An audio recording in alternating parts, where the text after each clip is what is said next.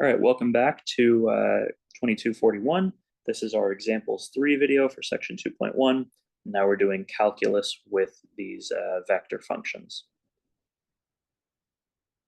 All right, so starting off here, we want to find a derivative. Find the derivative of r of t, given by this, and then the unit tangent vector to the corresponding space curve at t equals 0. So that's just going to be the derivative of this guy divided by its magnitude. And then finally, find symmetric equations for that tangent line. So this is sort of like the Calc 3 equivalent of one of those Calc 1 problems that says find the derivative and then find the equation of a tangent line. So we'll start off just by finding that derivative. So dr dt is going to be, all right, 1 plus t cubed, a little bit small. dr dt is 1 plus t cubed, gives me a derivative of 3t squared I hat. And then for my j hat, I'm going to get 1 plus, or 1 minus actually, minus t e to the minus t j hat plus 2 cosine of 2t k hat. Okay, so pretty straightforward. I just take the derivatives of the component functions and then organize them back into a vector. All right, so now I want the unit tangent vector. So this is a tangent vector, but its magnitude might be a little bit large, because remember, the length of the derivative vector corresponds to how quickly the curve is being traced out at any time. So we need to find the magnitude. Let's use our prime notation for this. Magnitude of r prime. And this is no different than with regular vectors. We just have some variables in there as well. So we are going to take the square root of the squares of the components. So 9t to the 4th power plus 1 minus t squared times e to the minus 2t plus 4 cosine squared of 2t. Okay. So there is our magnitude. And our tangent vector, our unit tangent vector, usually denoted by t, little t. And okay, this is defined as r prime of t divided by norm of t. All right. So this is the unit tangent vector. You can maybe think of this as r hat prime of t. And it is, take this and divide it by that. But really, we want the tangent vector at 0. So that saves us a lot of writing.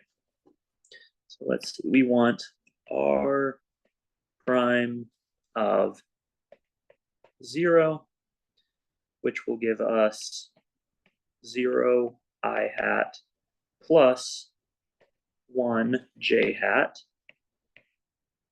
and then plus 2 k hat. And then our norm at 0 is going to be square root of 0 plus 1 squared is 1 plus 4, right? Which gives us the square root of 5. And so our unit tangent vector at 0 is square root, or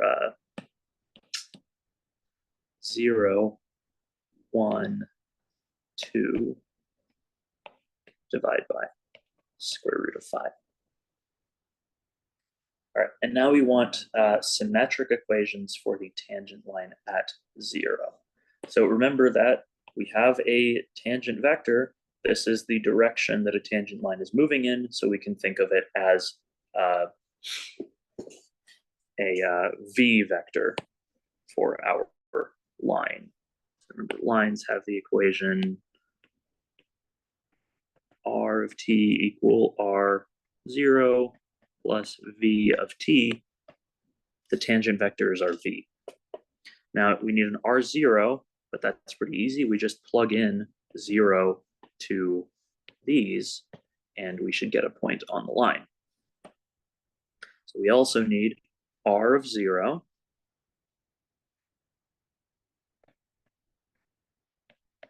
and that is 1, and then 0 gives me 0, 0 gives me 0. So 1, 0, 0. All right, and then the equation, or the vector equation of our tangent line is r of t equals, maybe we should write r of s actually, since t is another variable.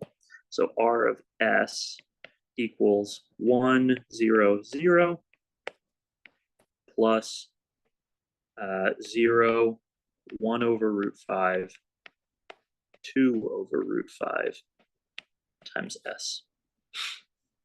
And to translate this into symmetric equations, we use these direction numbers and these. So we have x minus 1 over, we've got a 0. Remember, for our symmetric equations, that just tells us we split it into two pieces. So either x equals 1, and we have y minus 0 over 1 over root 5. And that's equal to z minus 0 over 2 over root 5. So we can write our symmetric equations a little more cleanly as x equal 1 and square root of 5 y equals square root of 5 over 2 z. So there is our symmetric equations for the tangent line at 0. All right, a little bit lengthy, but fairly algorithmic. You just have to learn the process. Moving on to number 10. Given r of t equal this two-dimensional vector function, for ignoring a k-hat component, sketch r of 1 and r prime of 1. Okay, so easiest way to do this is just to evaluate and then plug in to get some actual concrete vectors instead of vector functions. So r of 1 is 1 I hat plus 1 j hat. Okay, we're going to need r prime so that we can plug into it.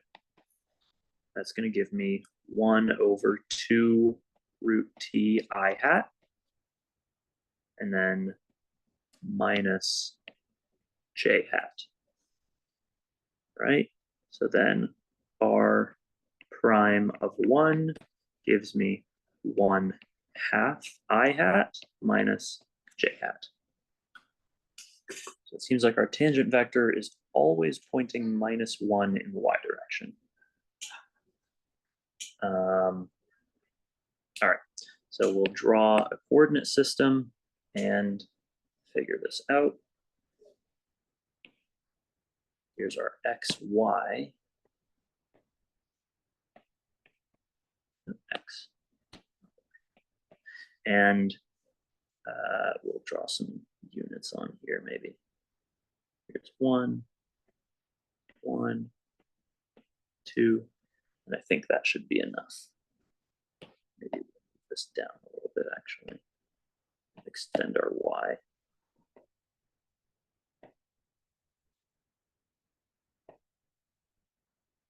There we go. Now I can put 2 right there.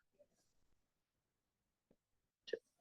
Okay, so now we have our coordinates, and r of 1 happens to point directly to 1, 1. So 1 in the I direction, 1 in the j direction, and that gives me this vector right there. Make that a little thicker. There we go. Okay, so there is our R of 1 vector. And then from that, our R hat or R prime vector is 1/2 in the x direction and -1 in the y direction. So that is going to be a vector pointing 1/2 in the x direction and -1 in the y direction. There we go. So notice these are not at right angles. There's some non-zero but smaller than pi/2 angle there. Okay, and so let's label these and then we'll be done. R of 1, R prime of 1. Okay. Problem 11. Find parametric equations for the tangent line to the space curve given by x equal blah, y equal blah, and z equal blah. Okay, so maybe you'll recognize this as a helix. Notice that we have a slightly larger radius for the x, so we actually have an elliptical helix, but otherwise this is the same idea. We actually do not need to draw the helix at all. We just need to find the tangent line. And so we're given parametric equations. We can go ahead and find our derivatives and get what we need. So dx dt is -2 sine of t. dy dt is cosine of t. And dz dt is 1. Okay. And it just says find parametric equations for the tangent line to the space curve. So we need parametric equations for an arbitrary tangent line to the curve. So what we need to do then is find a direction vector and a starting point. Ooh, that starting point is going to have to always be on the curve. So this is our starting point. And our tangent line then is going to be r of t comma s. It's strange, but bear with me. T comma s. And we have 2 cosine of t sine of t and z of t as our starting point, and then our direction vector can just be the derivative. It doesn't have to be a unit vector. Unit vectors can be convenient theoretically, but they do not have to be, or you do not need one in order to write down the equation of a line. Okay, so notice that the vectors here that are normally constants have the variable t, and now we have the variable s as the actual variable of the line. So you could think of this as the equation of a surface in 3 dimensions. Might be interesting to think about what that surface should look like, but this gives us a parametrization for all of the tangent lines to this elliptical helix in 3 dimensions. And that's it. So this is a vector formula, but you can see the parametric equations by multiplying things through here. We can do that real quick. We've got 2 cosine of t minus 2 sine of t times s, sine of t plus cosine of t s, and then t plus s. that would be our tangent line parametrization. All right, almost there. Last two. Show that if the norm of a vector function is constant on some closed interval, then it is perpendicular to its derivative vector. That should have been a derivative. R prime of t for all t in the open interval on the inside. So how does this work? Well, let's start with the information that R prime, or norm of R, is constant. So we have norm of R is constant. We'll call it C. Well, that means that I have that the square is also constant. We'll call this little c. Okay, so why did I do that? Well, because now remember that I have a formula that says the square of the norm of a vector is equal to its dot product with itself. Okay, now what do I do? Take the derivative. So d dt. So that gives me dr dt. Actually, let's use the prime notation here. So r prime dot r plus r dot r prime equals little c. And that's just using our product rule. Remember, the product rule holds for scalar, dot, and cross multiplication. But now, remember that the dot product is commutative. So we have r, oh, and that's not equal to little c, sorry, that's equal to 0. The dot product is commutative, so I can swap that first term around, and I get that r dot r prime plus itself equals 0.